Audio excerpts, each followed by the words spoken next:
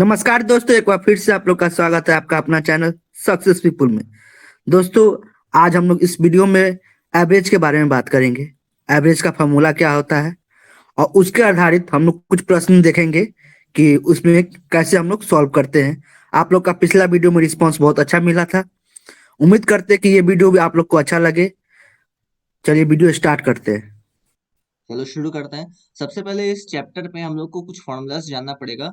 तो चैप्टर का नाम ही जैसे कि एवरेज है, तो एवरेज जो होता है वो होता क्या है। तो देखो होता क्या है कि कोई भी एक ऑब्जर्वेशन जो होता है ना, एक ऑब्जर्वेशन जो होता है, मान लो कि कोई चीज रिकॉर्ड चला है, यानी 2022 में मान लो कि रेनफॉल का रिकॉर्ड चल रहा है, 2022 में फिर 21 में, तो रेनफॉल तो बहुत समय से होते आ रहा है। तो हर एक साल का रिकॉर्ड होता है, तो उसका मान लो कि 10 साल का तुम्हें एवरेज निकालना है। यानी एवरेज मतलब क्या कि अगर मान लो कि निकालना है कि 10 ईयर्स का कॉमनली कितना हुआ है बारिश, ठीक है। तो वो जो निकालने का जो प्रोसेस होता है ना, उसी को कहते हैं एवरेज निकालना। ठीक है। तो मान लो कि 2001 में एक रिकॉर्ड करके देखते हैं।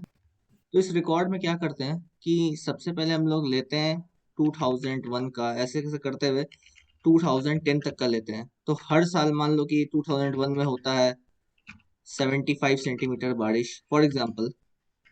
वैसे ही कभी हो रहा है 76 सेंटीमीटर, कभी हो रहा है 23 सेंटीमीटर फॉर एग्जाम्पल। एक्यूरेट नहीं है। तो ऐसे ऐसे करते हुए मान लो कि 2010 तक जा रहा है, 2010 तक जा रहा है 56 सेंटीमीटर बारिश। ठीक है। अब तुम्हें मान लो निकालना है कि 2001 से 2010 के बीच में एवरेज क्या निकला है, यानी कि कॉमनली कितना बारिश होता है। तो हर हर साल तो एक जैसा बारिश होगा नहीं, तो इसीलिए एवरेज निकालने की जरूरत पड़ रहा है। तो एवरेज निकालने का एक फॉर्मूला होता है, उसमें क्या है कि जो तुम्हारा ये देखो फॉर्मूला है, इसमें सम ऑफ द ऑब्जर्वेशन है कि तुम जो चीज का ऑब्जर्वेशन करो, जैसे कि यहाँ पे ऑब्जर्वेशन हो रहा है रेनफॉल के काउंट का, ठीक है, कि कितना सेंटीमीटर रेनफॉल हुआ है, तो उसका ऑब्जर्वेशन का जो सम होगा उसको डिवाइड कर देना है टोटल नंबर ऑफ ऑब्जर्वेशन से। तो यहाँ पे टोटल नंबर ऑफ ऑब्जर्वेशन क्या हुआ, टोटल नंबर ऑफ ईयर्स। तो यहाँ पे ईयर्स कहाँ से कहाँ तक है, 2001 से लेके 2010 तक। तो टिल इसको अगर तक। करेंगे तो एवरेज क्या आ जाएगा, मान लो एवरेज निकालना है, average rain in between 2001 and 2010। तो ये क्या आ जाएगा, ऐड कर देना है। जैसे ये 75 सेंटीमीटर है, ऐड करो 75 प्लस दूसरे में मान लो 76 होता है, प्लस मान लो 45 होता है, प्लस प्लस 45 प्लस 78 प्लस, ऐसे करते हुए मान लो एंड होता है 56 पे।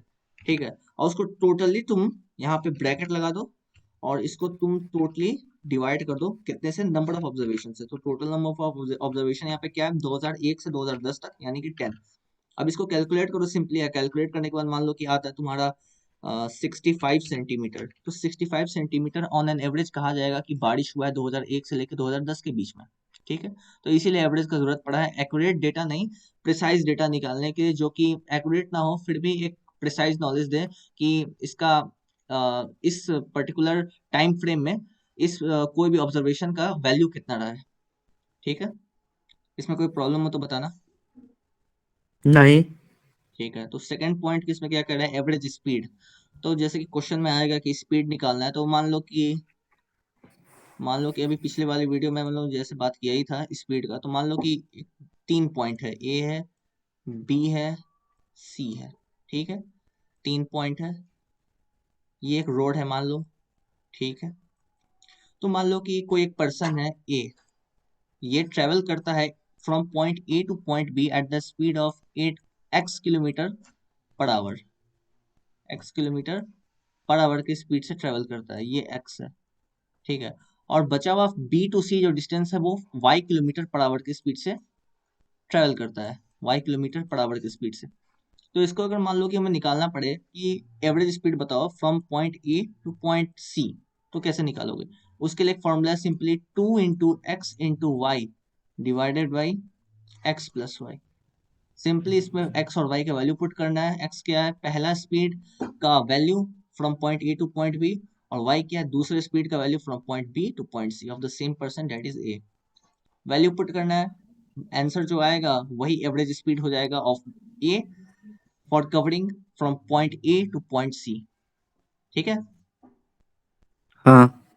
चलो अब क्वेश्चंस पे चलते हैं। क्वेश्चन इसमें क्या है? पहला क्वेश्चन है, in the first 10 overs of a cricket game the run rate was only 3.2, what should be the run rate in the remaining 40 overs to reach the target of 282 runs. तो यहाँ पे क्या है, टारगेट पहले बोल दिया 282 runs है, ठीक है। टोटल नंबर ऑफ रन्स क्या है? 282। और उसमें से पहले 10 ओवर जो है, पहला 10 ओवर उसमें जो रन रेट है वो है 3.2 का, ठीक है। तो क्वेश्चन में पूछ रहा है what should be the run rate in the remaining 40 overs, यानी कि बचे हुए जो 40 ओवर्स है उसमें रन रेट क्या होना चाहिए कि 282 रन्स कवर हो जाए, ठीक है। तो सबसे पहले इसमें क्या देखना है, इसमें यहाँ पे सबसे पहले लॉजिक लगाना है कि फर्स्ट 10 ओवर्स है, ठीक है। फर्स्ट 10 ओवर्स का मतलब क्या? 10 ओवर्स, पहले 10 ओवर। हाँ पहला 10 ओवर, अब बाकी का बचा हुआ 40, यानी कि वनडे गेम चल रहा है, ठीक है। इसका क्वेश्चन से कोई मतलब नहीं है, लेकिन फिर भी बता रहा हूँ। पहला 10 ओवर का क्या है? 3.2 रन रेट है। रन रेट का मतलब क्या होता है? रन रेट का मतलब पर होता है ओवर। कि एक ओवर में कितना रन आया है, हम्म। ठीक है। 1 ओवर में कितना रन आया है। तो 3.2 रन रेट है, इसका मतलब है कि स्टार्टिंग के 10 ओवर में ऑन एन एवरेज हर एक ओवर में 3.2 रन आ रहा है। तो मान लो कि अगर पता करना हो कि पूरे 10 ओवर में कितना रन आया स्टार्टिंग के, तो क्या होगा? 3.2 मल्टीप्लाई बाई 10, हम्म। तो क्या आ जाएगा? 32, यानी कि स्टार्टिंग के जो 10 ओवर था ओडीआई में, उसमें 32 रन बना है, जिसको पावर प्ले भी कहा जाता है, ठीक है। तो 32 रन तो तुम्हारा बन गया 282 में से, तो बचा कितना रन? 282 माइनस 32, जो कि कितना है? जो कि है 250 रन। तो अब 250 रन तुमको बनाना है कितना बॉल में, मतलब कितने ओवर में? तुमको बनाना है 250 रन 40 ओवर्स में, ठीक है। तो उसका रन रेट क्या होना चाहिए? सीधे डिवाइड कर दो, total number of run divided by total number of remaining overs. तो वही हुआ total number of observation, sorry, sum of all the observations divided by observation. total number of observations। तो ये क्या हो गया? हम्म। टोटल नंबर ऑब्जर्वेशन क्या है? Remaining overs. और सम ऑफ ऑब्जर्वेशंस क्या है? तो रिमेनिंग रन्स जो कि स्कोर करना है बैट्समैन को। तो 250/40 क्या आ जाएगा? कटेगा 0 0, ये आ जाएगा 25/4।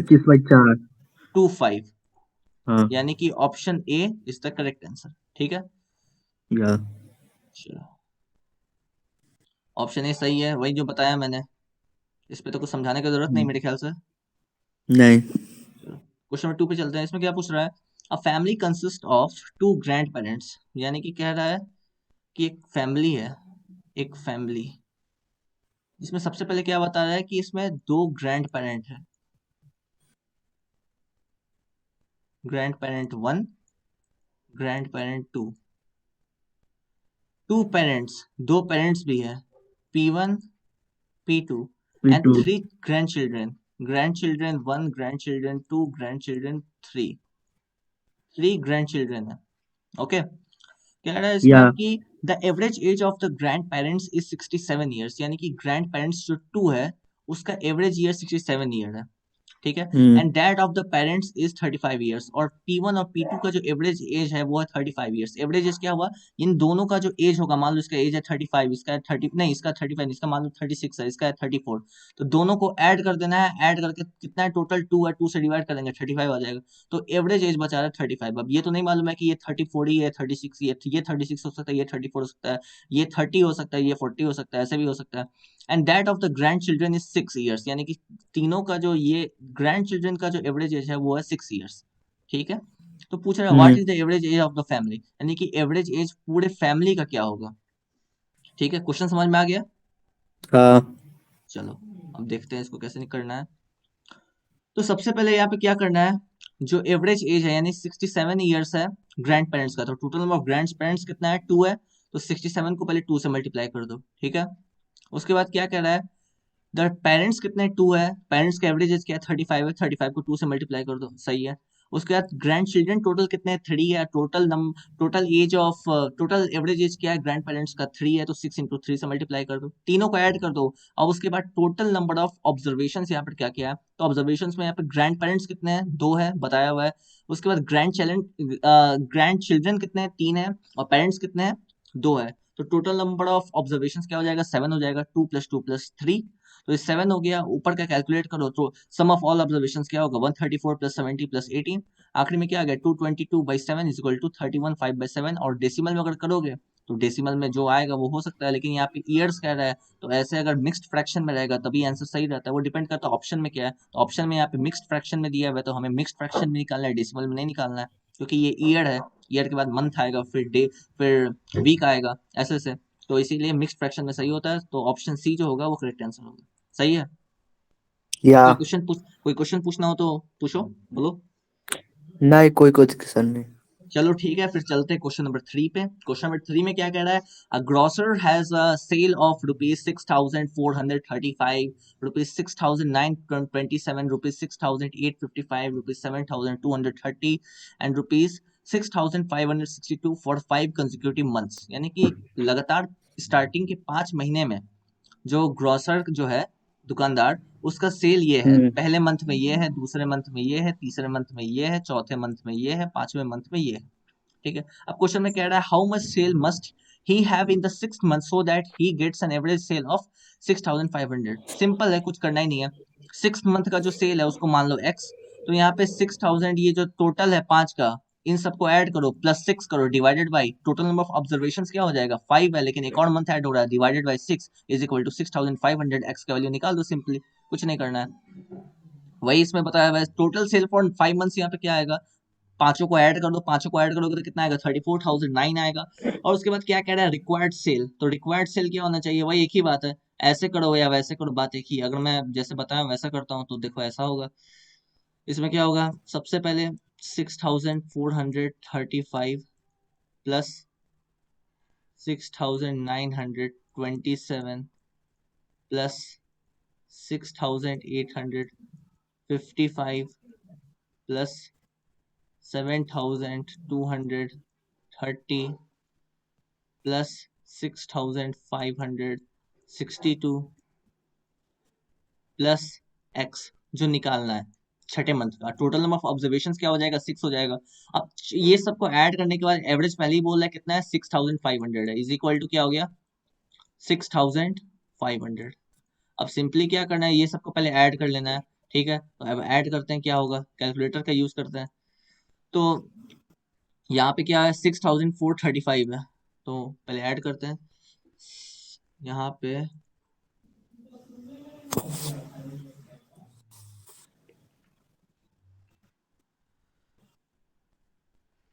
ये कितना आएगा, ये टोटल आ गया 34,009। सही है, इसमें सही दिया हुआ है।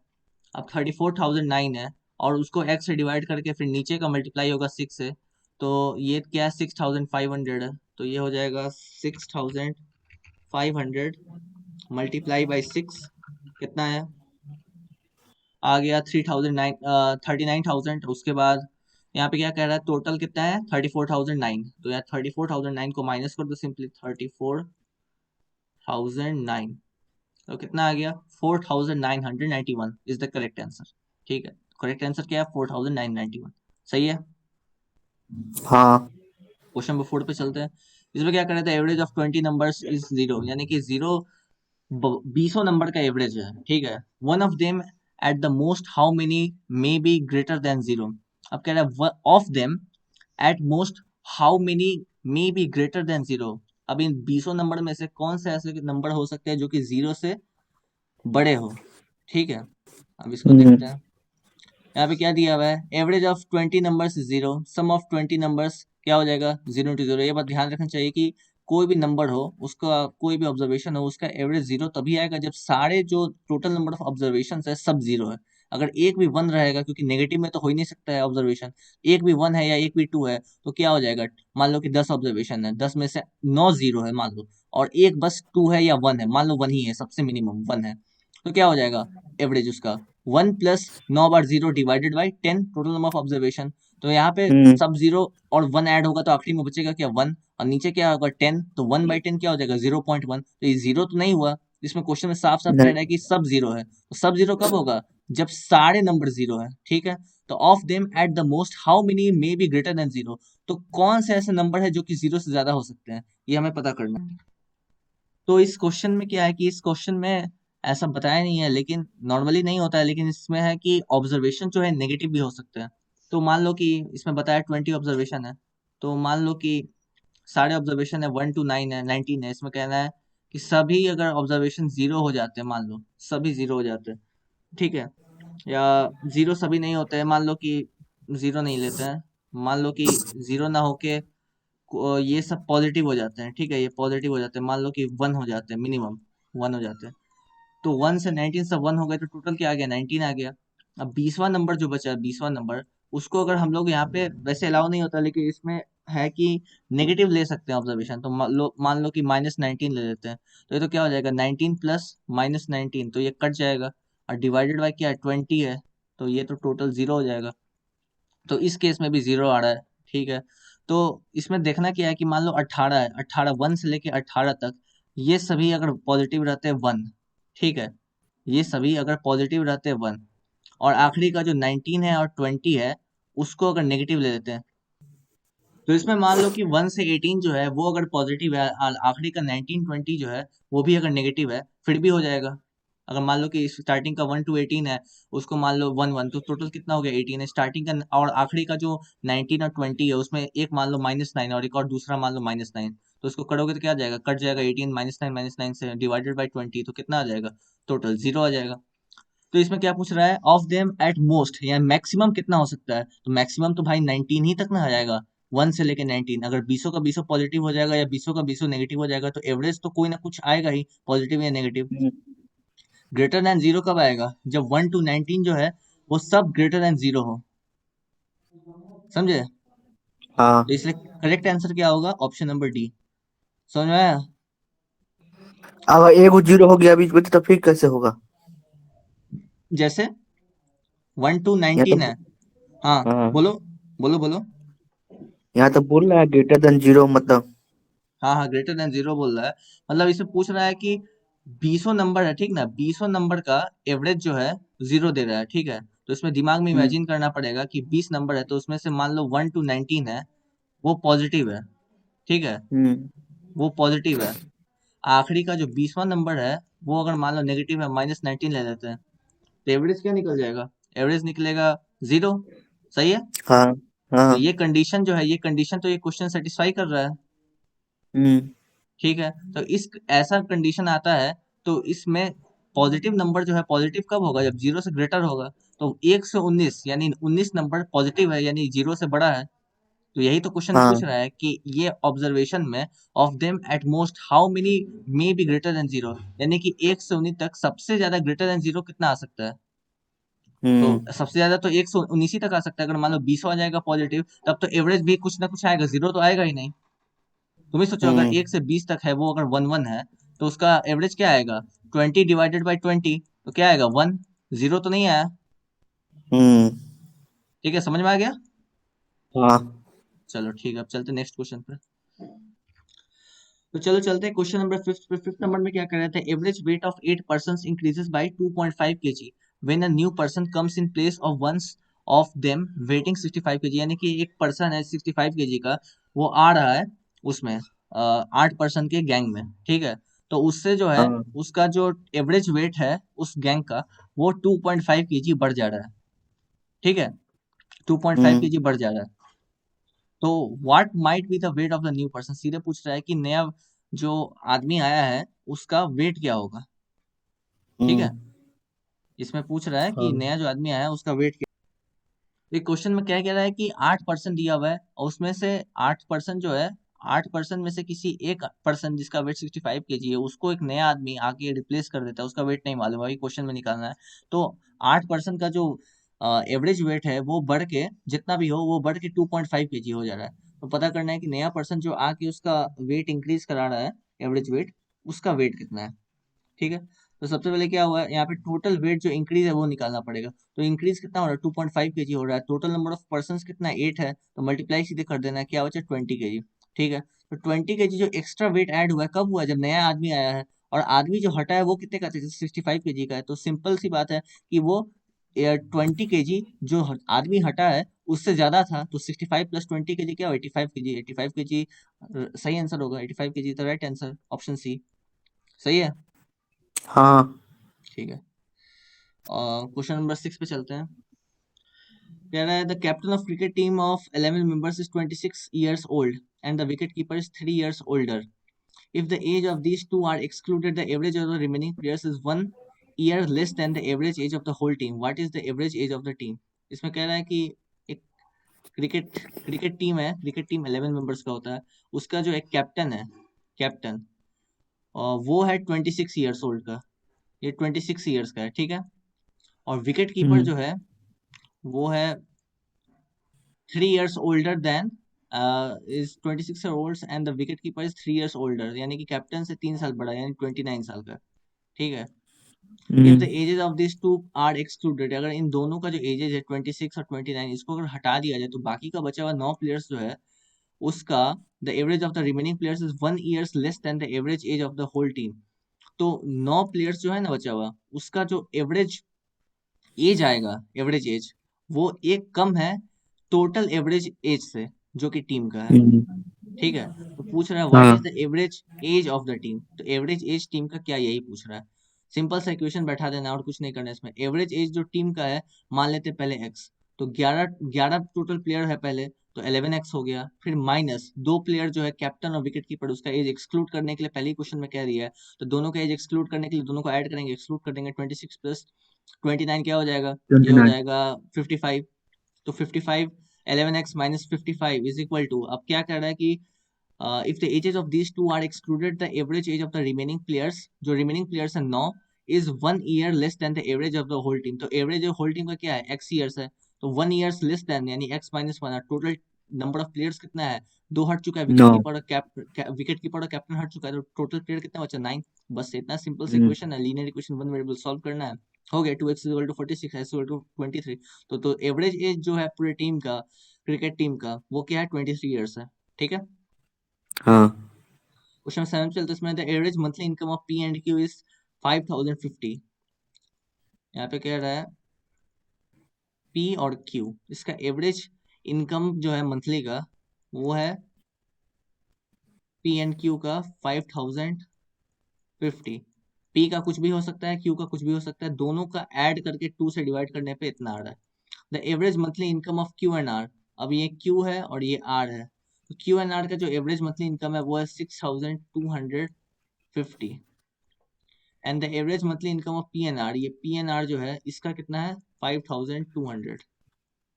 तो पूछ रहा है the monthly income of P क्या है, पी का यहाँ पे मंथली इनकम निकालना है।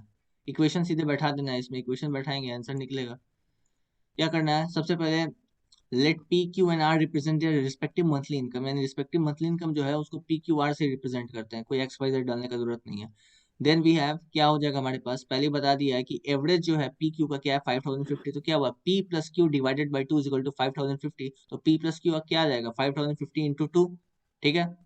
वैसे ही Q plus R is equal to क्या आ जाएगा, 6250 into 2, P plus R is equal to 5200 multiply by 2। Equation आ गया, 3 इक्वेशन है, 3 वेरिएबल है, लीनियर इक्वेशन, 3 वेरिएबल लगाना है और तीनों का वैल्यू निकल जाएगा। तो यहाँ पे क्वेश्चन में पूछ क्या रहा है, the monthly income of P, तो पी का जो वैल्यू आएगा वो आंसर हो जाएगा, और यहाँ पे पी का वैल्यू क्या आ रहा है, 4000 रुपीज। सही है। हम्म क्वेश्चन नंबर 8 पे चलते हैं। The average age of husband, wife and their child 3 years ago was 27 years, and that of wife and the child 5 years ago was 20 years। The present age of the husband is, husband के as को x पहले हम लोग मान लेते हैं, ठीक है। तो पूछ रहा, कह रहा है कि the average age of husband, wife and their child 3 years ago, अभी का जो है एज, उससे अभी का एज क्या है, एक्स मान लिए, तो 3 साल पहले एक्स माइनस 3, ये हो गया हस्बैंड का एज, ठीक है। वाइफ का age and their child 3 years ago वा 27, तो वाइफ का एज, वाइफ का और चिल्ड्रन का, तीनों का एवरेज जो है वो 27 है, ठीक है। And that of wife and child, wife और चाइल्ड का एवरेज जो है, and that of wife and child 5 years ago, वो भी 5 साल पहले। तो 5 साल पहले क्या हो जाएगा, ये 3 साल पहले का है, वाइफ माइनस 3, चाइल्ड माइनस 3, तो वाइफ माइनस 5, चाइल्ड माइनस 5, 5। तो ये कितना हो जाएगा, ये हो जाएगा 20। The present age of the husband is, तो अब क्या करना है, यहाँ पे प्रेजेंट एज निकालना है हस्बैंड का। क्वेश्चन समझ में आ गया। हाँ आया। प्रेजेंट एज है एक्स, ठीक है। उसका 3 साल हम्म पहले का बात हुआ, पहले 3 years ago का, और दूसरा कंडीशन में बात हुआ 5 years ago का, ठीक है। हम्म तो इससे क्या है, इससे वाइफ और चिल्ड्रन का एज पता, एक इक्वेशन बनेगा वाइफ और चिल्ड्रन का। फिर यहाँ पे एक बनेगा, फिर क्या नाम है, एक और हस्बैंड का, वाइफ का, चिल्ड्रन का, फिर linear equation in two variable का यूज करके बना सकते हो। और एक और तरीका इसमें क्या है, the sum of the present ages of husband, wife and child. तो यहाँ पे पहले ही सीधे सम निकाल दिया है, तीनों का कितना आएगा। तो 27 क्या है, एवरेज है, ठीक है, वो भी and their child 3 years ago, तो 3 साल पहले का है, तो इसमें क्या हो जाएगा, 27 × 3 प्लस 3 × 3 हो जाएगा, ठीक है, तो ये कितना आ जाएगा, 90 ईयर्स। तो ये सॉल्यूशन में क्या बता रहा है कि देखो, पहला कंडीशन क्या है कि 3 साल पहले का इसमें बता रहा है, 3 साल पहले का, ठीक है। तो एवरेज पहले बताया है 27 ईयर्स है, और कौन कौन है, 3 आदमी का है। तो अब प्रेजेंट एज अगर निकालना है, तो प्रेजेंट एज क्या हो जाएगा, 27 × 3, ये एज आया पहले हस्बैंड का, वाइफ का, चाइल्ड का, ठीक है। और दूसरा कंडीशन क्या है कि 3 साल पहले का बात हो रहा है, तो 3 साल पहले इन लोगों का 3 गुना एज होगा, तो 3 गुना फिर 3 से मल्टीप्लाई कर देना है, +3 × 3। तो अभी का जो प्रेजेंट एज होगा वो क्या होगा, 90 ईयर्स सम, तीनों का, ठीक है, ये समझ में आया। हम्म। हम्म। उसका दूसरा कंडीशन क्या है, and that of wife and child, sum of ages of wife and child 5 years ago was 20 years, ठीक है, एवरेज वाइफ और चाइल्ड का 5 साल पहले के एज के हिसाब से, ठीक है। तो इसमें क्या करना है, 20 ईयर्स है एवरेज, तो 20 × 2, क्योंकि खाली वाइफ है और एक चाइल्ड है, तो 20 × 2 प्लस 5 साल पहले का है, और यहाँ पे बात कितने का हो रहा है, केवल 2 आदमी का हो रहा है, एक वाइफ का और चाइल्ड का, तो यहाँ क्या हो जाएगा, +5 × 2, तो क्या हो जाएगा, 40 + 10, जो कि है 50 ईयर्स। तो यहाँ पे क्या है, पहले कंडीशन में क्या है, हस्बैंड, वाइफ, चाइल्ड, तीनों का सम पता चल गया। दूसरे कंडीशन में केवल वाइफ और चाइल्ड का सम पता चला, बचा कौन, हस्बैंड। अब क्वेश्चन में क्या पूछ रहा है, हस्बैंड का एज पूछ रहा है, तो प्रेजेंट एज सम मालूम हो चुका है, तीनों का प्रेजेंट एज सम मालूम हो चुका है, वाइफ और चाइल्ड का। तो इन ये जो हुआ है, इसमें से अगर इसको माइनस कर देंगे तो हस्बैंड का एज मालूम चल जाएगा। तो हस्बैंड का एज क्या हो जाएगा, 90 ईयर्स माइनस 50 ईयर्स, यानी कि 40 ईयर्स, सही है। हाँ। चलो चलो चलते क्वेश्चन 9 पे। क्वेश्चन 9 में क्या कह रहा है, a car owner buys petrol at ₹7.50, ₹8 and ₹8.50 per litre for 3 successive year. 3 साल तक लगातार एक कार ओनर है पेट्रोल खरीदता है, 3 अलग अलग रेट पे। एक है 7.50 पहले साल के लिए, दूसरे साल के लिए ₹8 और तीसरे साल के लिए 8.50। What approximately is the average cost per litre of petrol. पूछ रहा है कि average cost of litre, average कितना है उस पेट्रोल का 3 साल के लिए। If he spends ₹4,000 each year, और ये भी बता दिया कि हर साल वो जो कार्ड ओनर है ₹4,000 खर्च करता है, ठीक है। तो सबसे पहले क्या करना है, हम लोग को पहले निकालना पड़ेगा total quantity of petrol spend in a year, यानी कि एक साल में वो कार्ड ओनर जो है कितना लीटर ऑफ पेट्रोल खरीदता है। तो उसके लिए क्या करना है, वो पहले बता दिया है कि ₹4,000 एक साल का लग रहा है, ठीक है, और रेट भी मालूम है 7.50 है पहले साल के लिए। तो टोटल क्वांटिटी ऑफ पेट्रोल क्या होगा पहले साल के लिए, 4,000 डिवाइडेड बाई 7.50। वैसे ही सेकंड ईयर के लिए क्या हो जाएगा, 4,000 डिवाइडेड बाई 8, थर्ड ईयर के लिए हो जाएगा 4,000 डिवाइडेड बाई 8.50। तो टोटल जो आएगा वो सब क्या होगा, लीटर रहेगा। और हम लोग को निकालना किसके लिए, 3 साल के लिए। तीनों का जितना क्वांटिटी आएगा तीनों को ऐड कर देना। तो तीनों को ऐड करेंगे तो यहाँ पे कितना आएगा, ये है 4,000 बाई 7.50, 4,000 बाई 8, 4,000 बाई 8.50, तीनों को ऐड करेंगे तो आखिरी में आएगा 76,700 बाई 51 लीटर्स। ये लीटर्स में क्वांटिटी पता चल गया 3 साल में कितना खर्चा हुआ है, ठीक है। उसके बाद क्या है कि उसमें टोटल जो स्पेंड हुआ है एक साल में, एक साल में टोटल कितना हुआ है, 4,000 हुआ है। तो 3 साल के लिए क्या हो जाएगा, 12,000 हो जाएगा, सही है। तो ये मालूम चल गया कि 3 साल में कितना क्वांटिटी ऑफ पेट्रोल कंजम्पशन हुआ है इन लीटर्स। तो वो क्या है, 76,700 बाई 51 लीटर्स है। कॉस्ट पता है, ₹12,000 खर्च हुआ है। तो यहाँ पे अब क्या पता करना है, what approximately is the average cost. तो कॉस्ट क्या होगा, total amount spend divided by total number of litres. तो यहाँ पे अमाउंट स्पेंड कितना है, 12,000 है, डिवाइडेड बाय क्या हो जाएगा, 76,700 बाई 51, 51 ऊपर चला जाएगा, कटेगा तो क्या बचेगा, 7.98 आखिरी में आएगा, जो क्या हो जाएगा, ये हो जाएगा average cost per litre of petrol, ठीक है, यही करेक्ट आंसर होगा, सही है। हाँ। चलो एक मिनट रुक, थोड़ा व्हाट्सएप पे देख लें किसका चैटिंग आया क्या।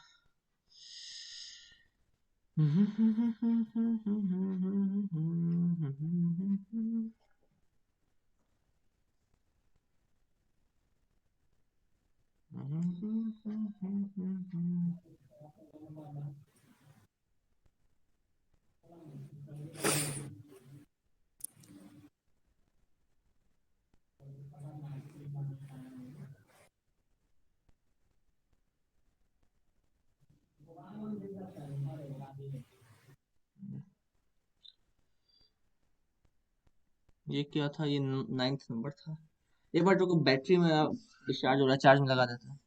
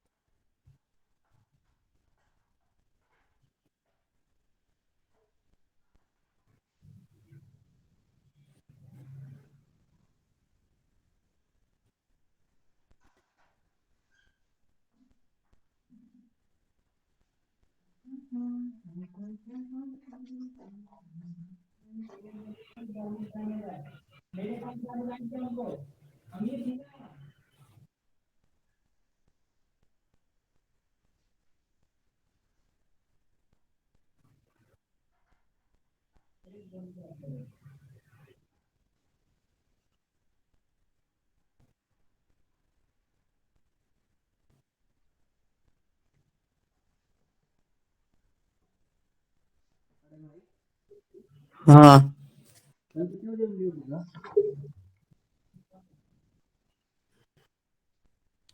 कल देखते हैं। कल 11 बजे हुजैफा बोला है मीटिंग के लिए। कैसा मीटिंग? वही करना है, मीटिंग करना है, डिस्कशन करना है, पीपीटी बनाना है। अच्छा। 2 3 घंटे लग ही जाएगा उसमें। 11 बजे के बाद तो फ्री नहीं रहेगा, 11 बजे से 2 बजे तक। तो टाइम बता दो।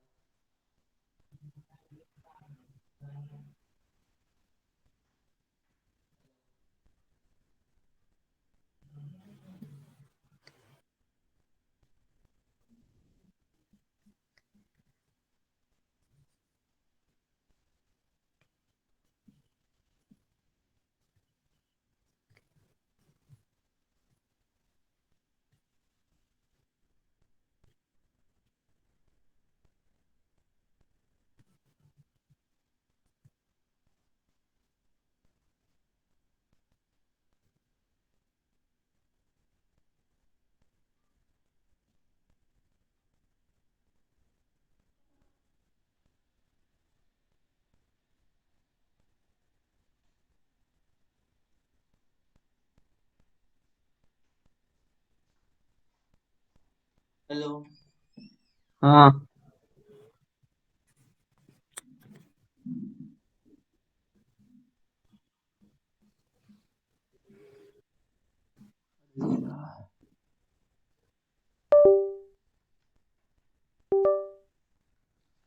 ये जो क्वेश्चन नंबर 10 है उसमें क्या कर रहा है, in Arun's opinion his weight is greater than 65 KG but less than क्या है, बट लेस देन 72 केजी।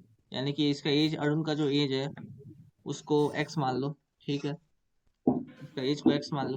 तो अरुण के हिसाब से क्या है, ये अरुण का ओपिनियन है, उसका वेट 65 केजी से बड़ा है और 72 केजी से छोटा है।